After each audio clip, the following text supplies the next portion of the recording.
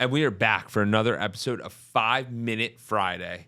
These are where we give you a daily dose of energy, expertise, and insights. And today we're going to talk about the reset that changed my life and my week. So, first things first, we're going to discuss is week in reviews. So, AARs, and we're going to dive into that.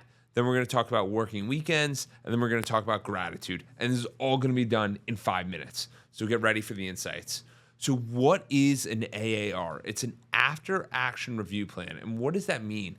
After each week, I would sit there and I would ask myself, what went well? What didn't go well? And how can I implement this for next time?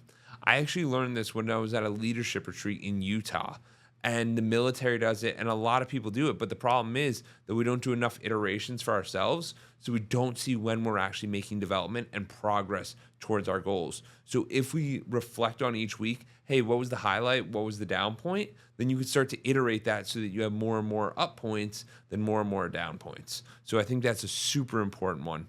The second one is work weekends. What do I mean by that? That means on Saturday morning, Sunday, you don't have to work the entire day. But I think if you start to sit there and think about what is the most important thing you want to accomplish, and let's say maybe it's learning a new skill, maybe it's doing deals, maybe it's operational work, it can be anything. But I think working weekends allows you to get a proper framework so you have a proper headspace so that when you go into the week, you feel very comfortable and ready to take on the activities that you're going to take on. So I usually work a little bit, maybe 2 or 3 hours on Saturday, 2 or 3 hours on Sunday, and it gives you some time to get into the headspace so that you're ready to take on the week. And then the last thing I want to end with is gratitude. Why gratitude? Gratitude because you have to be grateful that you still have the opportunity to even try.